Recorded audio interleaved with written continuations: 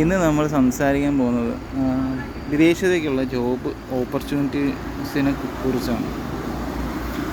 എൻ്റെ കയ്യിൽ ഏകദേശം ഒരു 2 ലക്ഷം രൂപ പറ്റിച്ചു കേട്ടോ. ഒരു പുറത്തുള്ളൊരു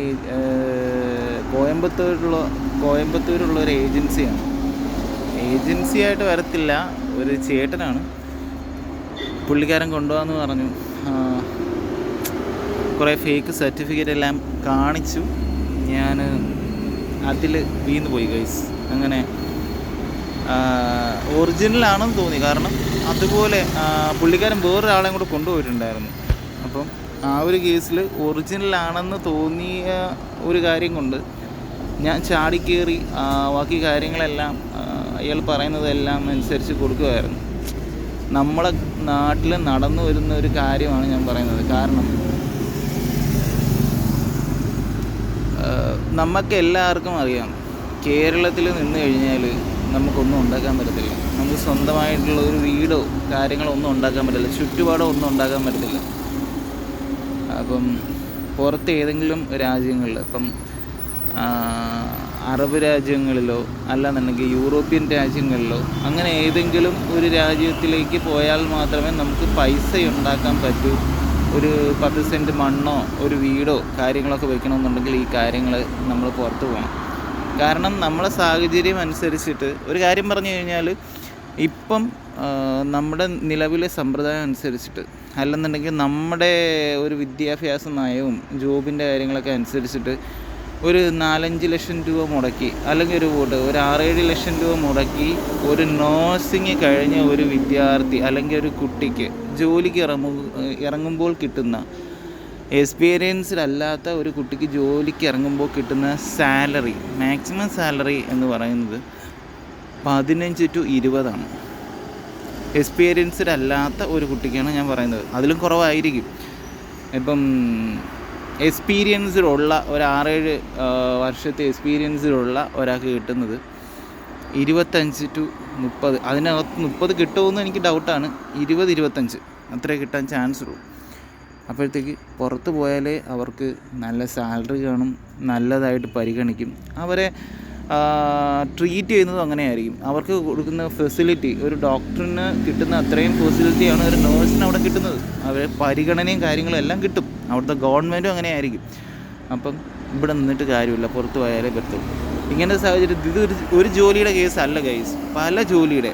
നമുക്ക് നല്ലൊരു വിദ്യാഭ്യാസവും നല്ലൊരു ബാക്ക്ഗ്രൗണ്ടും ഉണ്ടെങ്കിൽ മാത്രമേ, ബാക്ക്ഗ്രൗണ്ട് എന്ന് പറയുമ്പോൾ കുറച്ച് പൈസയൊക്കെ എടുക്കാൻ പറ്റുന്നൊരു ബാക്ക്ഗ്രൗണ്ടും ഉണ്ടെങ്കിൽ മാത്രമേ നമുക്കിവിടെ നിന്ന് പറ്റാനായിട്ട് പറ്റത്തുള്ളൂ. അല്ലെങ്കിൽ പുറത്തേട്ട് ചേക്കേറിയേ പറ്റത്തുള്ളൂ, അല്ലാതെ ഒരു വഴിയില്ല. അപ്പം ഞാൻ പറയാൻ ഉദ്ദേശിക്കുന്ന കുറച്ച് കാര്യങ്ങൾ എന്താണെന്ന് വെച്ച് കഴിഞ്ഞാൽ, പഠിക്കുന്ന ടൈം നല്ലോണം പഠിക്കുക.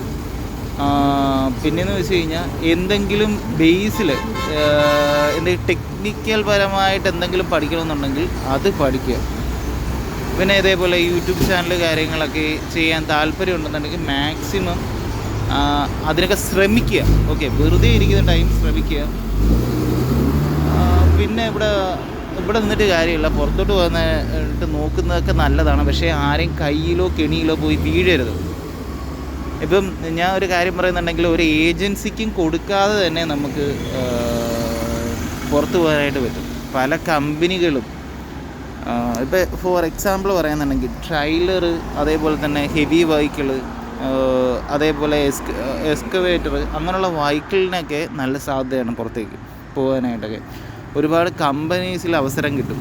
നിങ്ങൾ ചെയ്യേണ്ട എത്ര മാത്രം കാര്യമേ ഉള്ളൂ, നിങ്ങൾ ഡയറക്റ്റായിട്ട് അപ്ലൈ ചെയ്യുക. ഒരുപാട് കമ്പനീസിൻ്റെ ഡീറ്റെയിൽസ് കാണും, ട്രക്ക് ഡ്രൈവേഴ്സിനെ വിളിക്കുന്ന ഡീറ്റെയിൽസ് കാണും. നേരിട്ട് കമ്പനിയായിട്ട് അപ്ലൈ ചെയ്യുക, HR സംസാരിക്കുക, ഇൻ്റർവ്യൂ അറ്റൻഡ് ചെയ്യുക. ബാക്കി പേപ്പേഴ്സൊക്കെ നമുക്ക് റെഡിയാക്കാവുന്നേ ഉള്ളൂ. ഒരു ഏജൻസിക്കും ഒരു പട്ടികൾക്കും 10 പൈസ കൊടുക്കേണ്ട കാര്യമില്ല. അങ്ങനെ നിങ്ങൾക്ക് നോക്കാൻ പറ്റും. ഫോർ എക്സാമ്പിളാണേ. അതേപോലെ ഇപ്പോൾ ജർമ്മൻ ലാംഗ്വേജ് പഠിക്കാനായിട്ട് താല്പര്യമുള്ള ആർക്കെങ്കിലും പഠിച്ചു കഴിഞ്ഞാൽ പുറത്തോട്ട് അവിടെ ജോലി അവസരവും കാര്യങ്ങളെല്ലാം ഫ്രീ ആണ്. അങ്ങനെ നിങ്ങൾക്ക് പറ്റും. പിന്നെ നിങ്ങൾക്ക് എന്തെങ്കിലും പഠിക്കണമെന്നുണ്ടെങ്കിൽ ആരും ഇതേപോലെ +2 കഴിഞ്ഞിട്ട് ഡിഗ്രിയോ കാര്യങ്ങളോ എടുക്കാതിരിക്കുക. ലൈക്ക് എന്തെങ്കിലും നഴ്സിംഗ് എന്ന് പറയുന്നൊരു കോഴ്സാണ്, അതിനൊരു ബേസ് ഉണ്ട്. എവിടെ ചെന്നാലും ജോലി കിട്ടും. അതുപോലെ തന്നെ വേറെ ഏതെങ്കിലും കോഴ്സസ് എൻജിനീയറിങ് എടുക്കാൻ ഞാൻ പറയൂല, കാരണം ഒരുപാട് ആൾക്കാരുണ്ട്. ഇപ്പം ടെക്നോളജി പരമായിട്ട് വേറെ എന്തെങ്കിലും ജോലി സാധ്യത, ഇപ്പോഴത്തെ ജോലി സാധ്യത ബേസ് ചെയ്തിട്ടോ ജോലി നോക്കാം. ഓക്കെ, ഇപ്പം AI ടൂൾസൊക്കെ വെച്ചിട്ട് നന്നായിട്ട് നമുക്ക് ചെയ്യാൻ പറ്റുന്നുണ്ടെങ്കിൽ അങ്ങനെ നോക്കാം. അപ്പം ഞാൻ പറഞ്ഞു വരുന്നത് ഇത്രയേ ഉള്ളൂ ഗൈസ്. പഠിക്കുന്ന ടൈം നല്ലോണം പഠിക്കുക.